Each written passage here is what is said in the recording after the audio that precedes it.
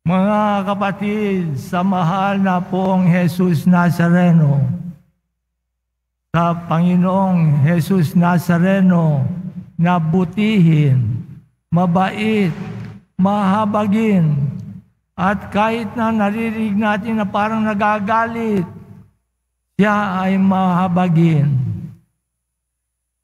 Siya ay nagsasalita ng ganyan na parang nagagalit, pero gusto niyang ipahayag na siya ay mahabagin, mapagpatawad.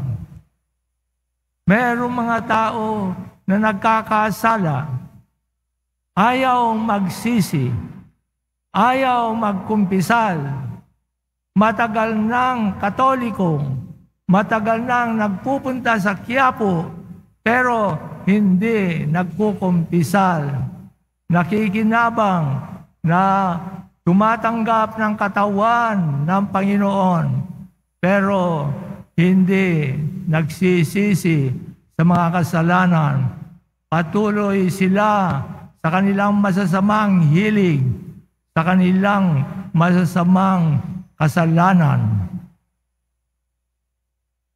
At sinasabi ng Panginoon, parurusahan kayo ng Diyos.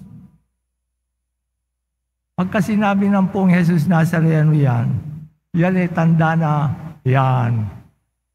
Warning, parurusahan kayo kung hindi kayo magsisi. Kaya magsisi na kayo. Yan. Hindi tayo parurusahan ng pong Jesus Nazareno. Pero nakakatakot pagka hindi tayo nagsisi. Kaya ang pong Jesus Nazareno nagbabalita na siya ay mahabagin. Dapat tayo marunong ding lumuhod sa harapan ng pong Jesus Nazareno at sabihin natin, Pong Jesus Nazareno, nagkasala po ako. Patawarin po ninyo ako.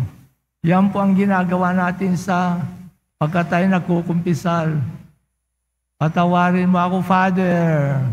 Nagkasala po ako. Marami po akong kasalanan, Father. Okay lang o. Sige, sabihin mo lahat. Kung hindi mo kayang sabihin lahat, okay lang din. Pagkat mahirap na memorize talaga ang maraming kasalanan.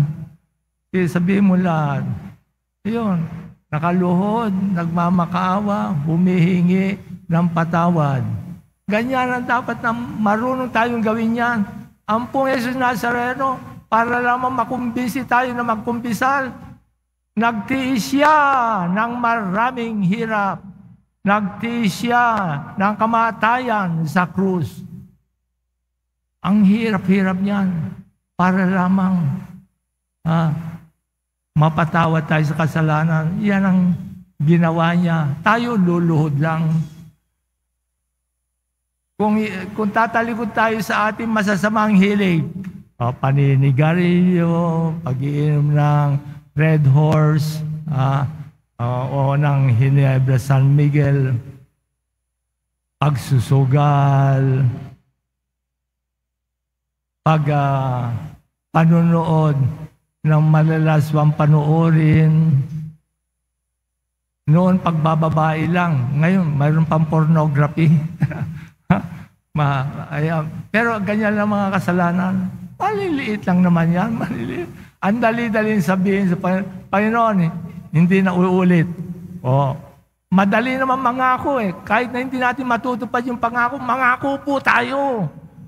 Sabihin natin, Panginoon, magbabagong buhay na po ako.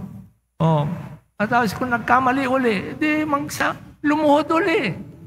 Pagkat yung Panginoon, paulit-ulit naman nagpapatawad. Kaya tayo paluulit-ulit na nagkukumbisal. Pero dapat marunong po tayo na humingi ng tawad.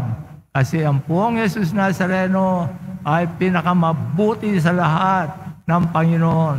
Siya ay mahabagin. Ang tawag nga sa pong Jesus Nazareno ay mercy, habag. Anong pangalan ng pong Jesus Nazareno? Habag. Yan po ang pangalan niya. Habag, awa, patawad. Yan po yung mga turing sa Kanya. Yan ang Panginoon na laging nagpapatawad, laging nahabag, laging naaawa. Amen.